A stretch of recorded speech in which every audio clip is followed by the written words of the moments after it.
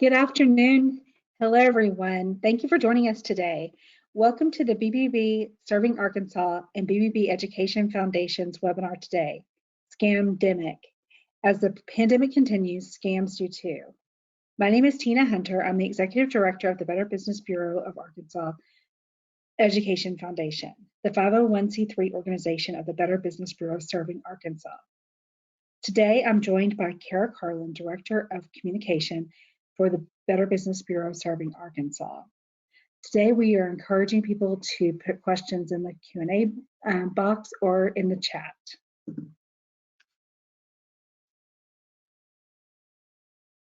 We would like to thank our Education Foundation sponsors. With their support, we're able to bring programs like this to you for free or at low cost throughout the year.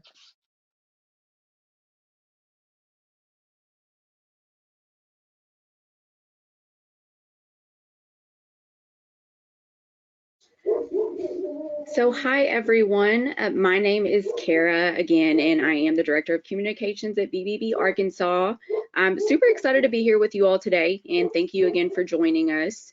So we're just going to talk a little bit about our core services for those who don't know really quickly, and then we'll move on to the more fun stuff. I know a lot of people are surprised to find out that the Better Business Bureau is a nonprofit organization. We're an international organization that was founded over 100 years ago to address bad actors and bad advertising in the marketplace. So if you think back to the days of like snake oil sales, kind of any and everything went in the advertising world, and that's when the first Better Business Bureaus were born. So our vision is a scam-free marketplace where buyers and sellers can trust each other and all businesses behave ethically. Our mission is to be the leader in advancing marketplace trust, and we do this by providing public information like business ratings and reviews, educational services, and more. And some of our core services, I think what I'd like to start with today is our consumer and business education, because I really think that's one of the most important things that we do here at BBB. We work locally and throughout the BBB system to provide a constant influx of consumer and business related tips, scam alerts on our website and through our newsletters. We also work closely with media outlets throughout the state to provide PSAs and alerts to folks. And in addition, we host regular events through our Education Foundation, both virtual and in person, aimed at helping consumers avoid scams or helping local businesses grow. Some notable ones that we do annually, and Tina may want to chime in here, but I know we usually do a Scam Tracker report presentation, BBB's Torch Award for Ethics, where we recognize the most ethical organizations in the state, our annual Cybersecurity Summit, Human Resources events, networking events, and just so much more. Most of these are free to attend. Some have a very low cost associated, but in other words, we work really hard to get the word out about scams and safe marketplace behavior through our outreach programs. Now, another service we provide, and this is really kind of the bread and butter of BBB, is our BBB business profiles. We work really hard to provide unbiased ratings and reviews on businesses throughout the state and throughout the country. So if you don't already, I highly encourage you to check with bbb.org before doing business with those you don't know, or you can call us. I actually spoke to a woman yesterday who lost money to an appliance sales company, I believe. I do know that when we pulled the report, they had an F rating. So that's not to say we always have perfect information, because we rely largely on public reports, but when you are making a large investment in your home or your business or yourself even, it's definitely worth it to check. So I think next let's talk a little bit about dispute resolution. I know some of us are business owners and employees, and most of us cringe when we hear the word complaint, which I fully understand. In our office, I will give them credit. We have an amazing dispute resolution team that works really hard to provide fair and neutral moderation of complaints lodged through our system. And to me, having a complaint mediated by a third party and having a chance to respond in a formal setting is much better than like a back and forth on Google that leads to nowhere. We also provide some B2B dispute resolution services and mediation and arbitration services, which if you've ever had to go to court with a former customer or a business, you know how expensive and time consuming that process can be. But with mediation and arbitration, you can save tons on legal fees and have your dispute decided by a certified arbitrator that comes from outside of the BBB system.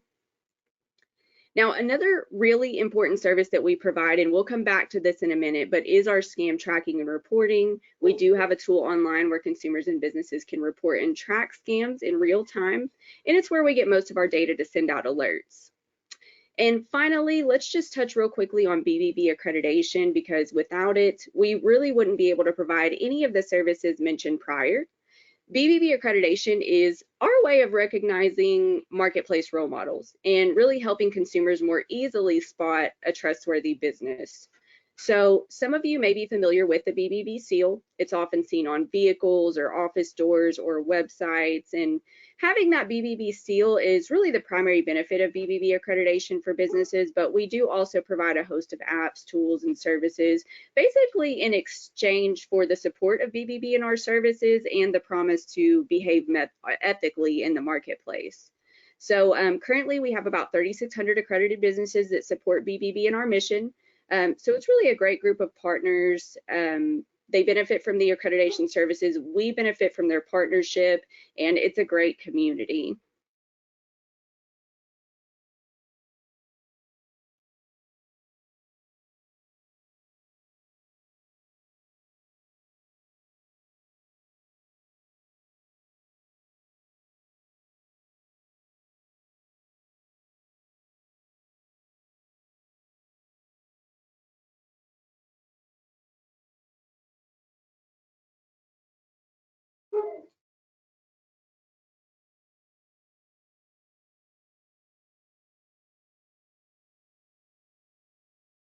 Looks like we have a poll up here, guys, asking kind of what type of scams you have encountered in the past couple weeks. So just put in your answers there and we'll answer, see what everybody's saying.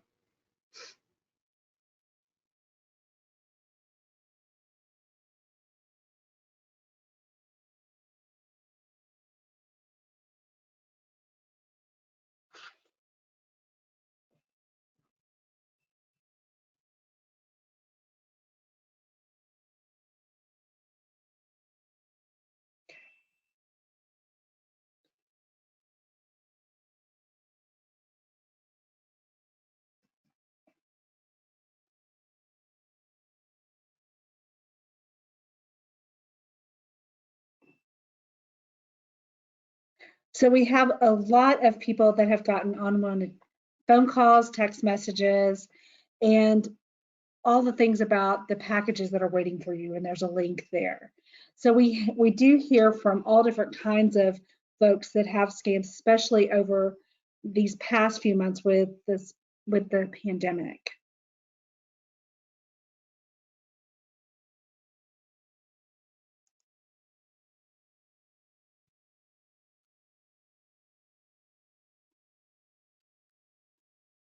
And Kara's going to talk about online shopping. Yeah, sorry, I didn't mean to cut you off there. So there has been, an rise in scams in the pandemic, and really the ever-changing landscape and increased personal isolation associated with the pandemic have just created a hotbed for and a great opportunity for scammers. In 2020, it was estimated that over $3 billion were lost to fraud, and in all likelihood, that number is higher because scams, especially when there's money lost, go widely unreported. So one of them that we've really seen an uptake in is the online shopping scams. In some ways, it's a natural occurrence because more and more of us are shopping online, but the pandemic has definitely accelerated that rate. And when I'm talking about online shopping scams, I always have to mention the pet and puppy scams because pet scams have been on the rise for many years. But when the pandemic hit and so many people were at home more, many turned, to look for a new friend online. So while there are some legitimate puppy breeders and pet sales on the web, it's such a minefield of scam activity that we honestly recommend consulting with BBB before even contacting an online pet breeder. Now, another scam type that has increased with the pandemic and just continues to grow is scams related to health needs associated with the pandemic, whether that be vaccines or testing sites is what it was originally, and face masks. Scammers have found a way to infiltrate it. They're taking advantage of that constantly changing nature and the regulations and the recommendations and just the confusion associated with everything. I recently talked to someone about basically ordering fake and non-FDA approved COVID tests online, because a lot of us are doing the at-home testing these days. And now we have reports of scammers taking advantage of the free tests that you can sign up for online with, you get the free test sent to your home, and they're putting out fake websites and sign up forms. So you can see that as the pandemic evolves, the scammers are really quick to adapt. And finally, it's also worth mentioning that COVID-19 relief and stimulus related scams are still floating around out there, even though we really haven't had a true stimulus payment in some time. So the messaging is different among the various types, but I mean, really the execution is the same. The scammers reach out offering some form of COVID relief, COVID-19 related funding or money, but they need your personal information in order to get it to you. Next slide. Yeah, that leads us to, really in 2021, we've seen nearly 70% of consumers that are purchasing their groceries and everyday essentials online. Even though the stores have opened up and even though, we're able to move around much differently than we were at the very beginning of the pandemic, everyone is looking for a good deal because prices have increased on most goods. And coupon codes for free shipping, 20% off, and things like that can really entice shoppers. And the scammers know this. And this is a perfect opportunity for them to get into the game. You want to make sure that you're not copying and pasting the code or using the button for copy and paste on a site that you've Googled. You want to manually enter the promotional code or coupon code in the spot when you are starting to check out. You also want to look to see if the same coupon is on the merchant site, because there are some scammers that are attaching malware to these codes to steal your personal information. As Kara mentioned, 80% of sponsored ads for pets may be fake. And this is one of the riskiest scams that's happened over the pandemic, especially, with the average person losing $700. Some of them have lost so much more. And all you're wanting to do is have that wonderful companion, have that sweet little dog or cat or other type of pet joining you when you're at home, working, or just over the weekend, or maybe even for your kids. We've also seen an uptick of romance scams. Romance scams reports have risen over 2021 over all age brackets. But most strikingly, there was a jump in reports from adults from age 18 to 29. The median individual loss for the under 30 crowd was about $750. Among all ages, the median loss was $2,400. These figures are dwarfed by the median loss of $9,000 among adults 70 or older. They're looking for love, even though they might, seem to be a grandparent. Doesn't mean that they're not looking for love. The median loss involving cryptocurrency, sometimes presented to victims as an investment, was even higher. It was closer to $10,000.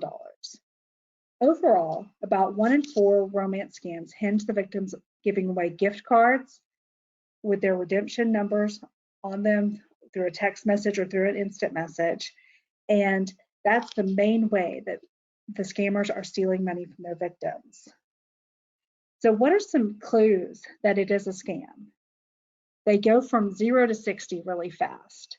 They profess their love so quickly. After a week of trading texts, the fraudster says that he has found his soulmate and declares his undying devotion to you.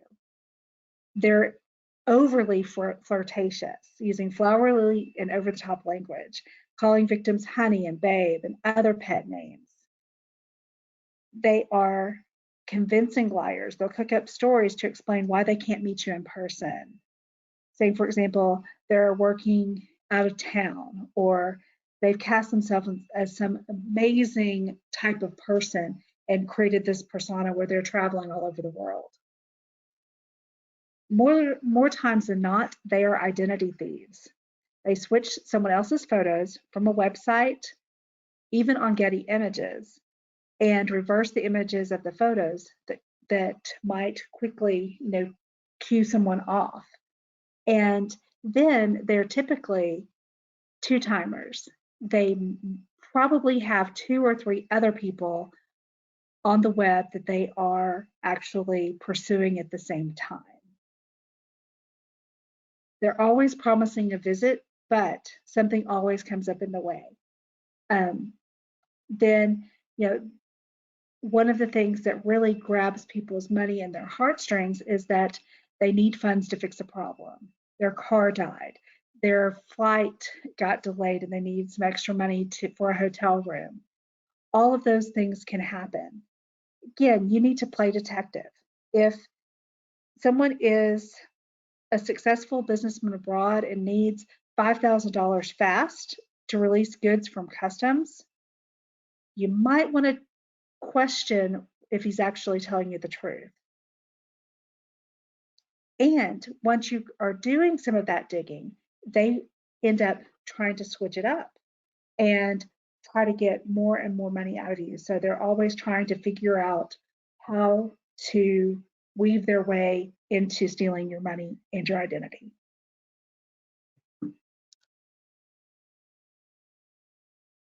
Thank you, Tina. And I just wanted to add to that last slide too, just because I was talking about it with someone the other day and it made me think about it when you were talking about the romance scams is so I highly recommend to anybody listening to us today to watch, if you haven't already, The Tinder Swindler on Netflix. For one, it's just a really good profile of a romance scam, but one of the things that it highlighted to me was that you really can't put yourself in a box when it comes to, oh, it won't be me, only a certain type of person falls for this scam, because the young ladies in this documentary were young. They seemed fairly well educated and they weren't super well off. In the Tinder Swindler, there were some things that were starkly different from your average romance scam. I mean, his picture was real and he actually met these women in person. So this was really just a crazy account of a romance scam, but it's a really good detail. If y'all haven't checked it out, I highly recommend. And I'll move on to common business related scams, because there are certain schemes that are targeted at business owners and employees more often than others, regardless of the pandemic, regardless of the season or the reason.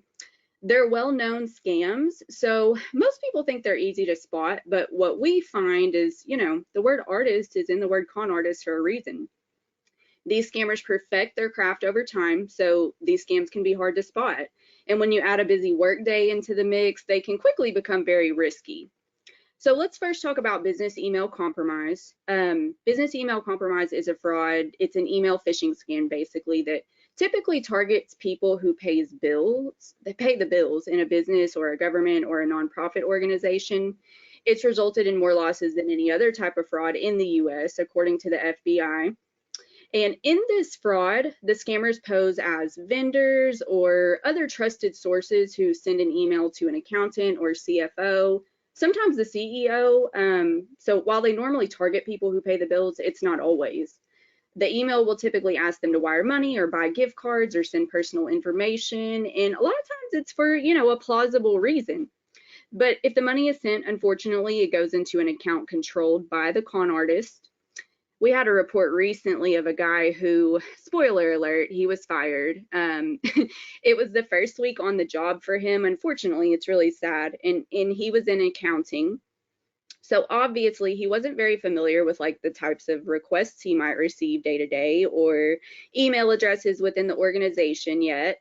So he got a very basic email from what looked to be the CEO. And it said, run down to the closest Walgreens and purchase 10 $100 Visa gift cards for a promotion we'll be doing. Send me the gift card numbers and the PIN when you're done.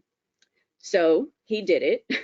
And it turns out that upon closer inspection, this was someone impersonating the CEO. So you can see how just this can happen to an average Joe, and that story kind of leads us to fake invoices, which are very common in the business world.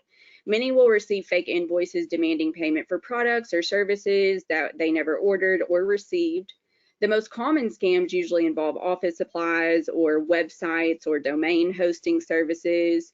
Sometimes it'll be an email to renew your antivirus. Generally, with these, the amount is small enough that you don't initially raise your red flag. We have an accredited business owner that he continuously receives fake invoices from Norton Antivirus in his email. And there's so many variations of these that it's just really impossible to cover them all, but just make sure to scrutinize the invoices you receive. And obviously, if something feels off, do more research. Now, the parent kind of to these fake invoice scams and the business email compromise are phishing emails in general. And these scams attempt to steal sensitive information about your business. So they often appear to be legitimate emails or text messages. However, when you click on the link, you download some kind of virus that captures your personal information, or you encounter a form that asks for bank account or credit card details. So we always tell people just be leery of any unsolicited messages and be careful of the links you clicked on. And if you're on your desktop computer especially, you can hover over the link with your cursor to see the real addresses to these websites. So just make sure you're not being routed to somewhere that's not the genuine website, and be sure your computer has the proper firewall protections and computer protection software and antiviruses that you might need. And then finally, let's talk about overpayment scams, because we get more and more of these as the years go by. So in this scam, the person you're doing business with sends you a check for more than the amount they owe you. Then they instruct you to wire the balance back to them. Or they'll send you a check and tell you to deposit it, keep part of the amount for your own compensation, and then wire the rest back. Either way, the results are the same. The check eventually bounces or they recall it, and you're stuck responsible for the full amount of the check, including what you wired to the scammer. So those happen a lot. There's a few variations. In one is like a car decal scam, which this is more targeted towards consumers. They'll send someone an email saying, hey, we've sent you $3,000 to put this car decal on your vehicle. You just need to send $2,000 to this address, and the people who are going to wrap the vehicle will meet you there. And then there's another variation with contractors, where someone will offer them to do a job at some place, and usually it's for sale, or the owners will say that they live out of town, and they'll wire them the money to do it up front. And then they'll say, hey, well, I overpaid you. I'm going to need 500 of that back. So it's happened a few times. We get more and more of these each year. It's kind of interesting, the variations that they're doing on it, but just always be leery when someone sends you money from, where you weren't expecting it. And also if they've claimed to overpay in some way, or you need to pull out of that check. My recommendation would be, just to rip it up and not deposit it at all, but you can always speak to your bank about it as well. And I'll pass it back to Tina. Yeah, another one that is happening with businesses is around employment scams. And there have been an uptick in those, especially as people have been virtual. We have seen, fake job descriptions pop up, and they are actually spoofing your particular company. So it looks like a legitimate company. They are using a lot of the information that's off of a public company website, whether it's logos, information, mission statements, all of those things to make it look very legitimate and real. But one of the things that could trip you up is that the job description is really vague. The scammers try to make their job descriptions look like something that would come from that particular business and what that particular business would be trying to recruit for. But typically they're doing it in an area where it's a new opportunity. We're expanding into this particular market, and we need you to actually sign up. A lot of times the email, there's a little bit something off with it. Scammers, it may be professionally written, but there might be some capitalization errors, some missing commas. And if it is a foreign company or a foreign scammer company, there's typically some typos or some English that doesn't actually translate as well. And if it's not an international company, typically, then you might want to think about, oh, is this really a real job for me? Also, they invite you to an online chat interview, or they'll do a quote unquote face-to-face interview, but you will not see them, they will only see you. And also, there might not be contact information in their email, or their letterhead might be vague. So we're really seeing a lot of things that are coming up around this employment piece. And do your search. And if things don't add up, then there's probably something else going on there. And you really want to do a deeper search and a gut check and really check that particular company out. Because we've done interviews with the scammers. An interview with 2 former scammers revealed some really interesting information that was quite useful for how they operate. They left about 50,000 pre-recorded messages per day. 50,000. While most people hung up, about 20% panicked, and I'm sure that there were so many that they just went to voicemail. They used phony badge numbers, official sounding acronyms, and knowledge about the person's home address that they found online to scare people. And many of these are, things from the government, if you don't do this, we're going to come arrest you, or, there is that sense of urgency always in the scammer's request. And we really have found that knowledge is power. A good portion of the people that do not engage with a scam had some knowledge of the type of scam, the scammer's methods or behaviors beforehand. And, they probably have done their research and know where to research particular things.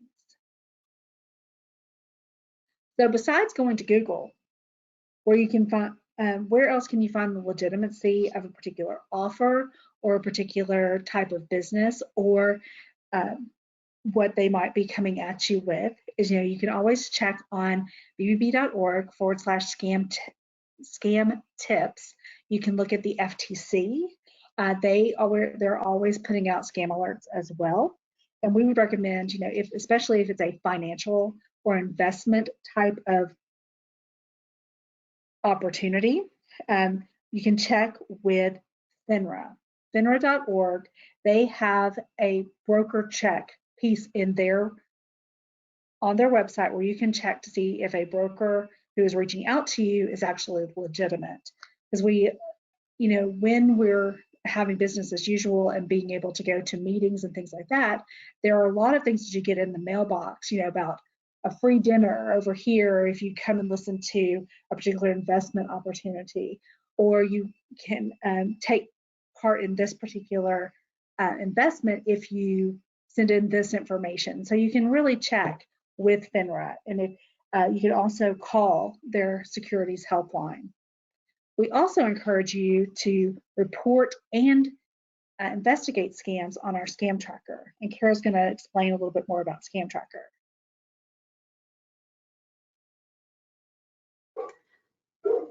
Okay, and I know we talked a little bit about Scam Tracker earlier, but again, this is a consumer reporting tool, and it's located on our website at bbb.org/scam tracker. It's used by folks through the US, Canada, and Mexico to track and report scams that they've encountered. It's what we use to compile data on scams, such as our presentation today and our annual risk report. As of 2020, we were sitting at right about 1.3 million total users of Scam Tracker. And again, that's bbb.org/scam tracker, or, to get to it, you can Google BBB Scam Tracker. I definitely encourage you to test it out. You can search by keyword, area. So there's local and international scams on there. And if you ever come across something that you're thinking, is this a scam? You can always put the keywords into the Scam Tracker and see what other people are saying.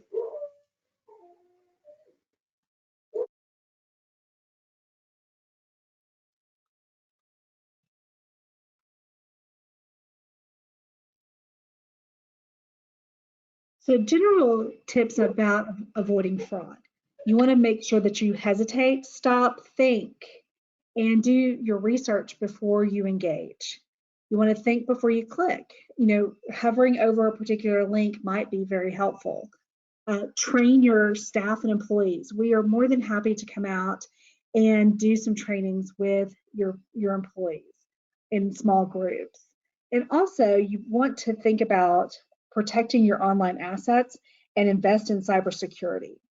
We have our next cybersecurity summit. It's going to be on October the 6th, so mark your calendars for that.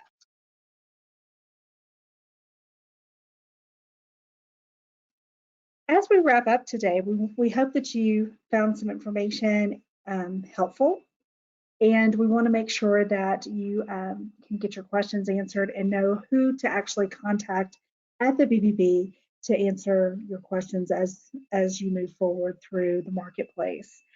Feel free to give us a call or shoot us an email. You can also find us on social media. We're going to open it up to questions, and if anyone has anything, feel free to put it in the question panel or in the chat area.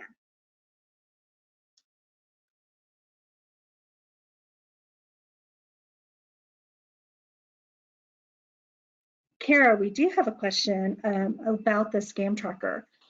Are those particular scams vetted? Does anyone check them to make sure that they are actually legitimate scams?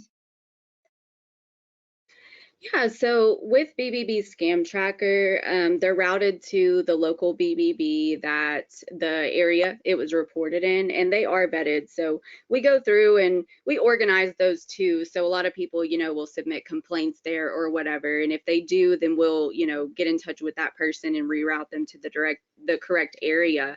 But they are looked through as well as investigated on the back end. So when people submit those, they're looked at by a person.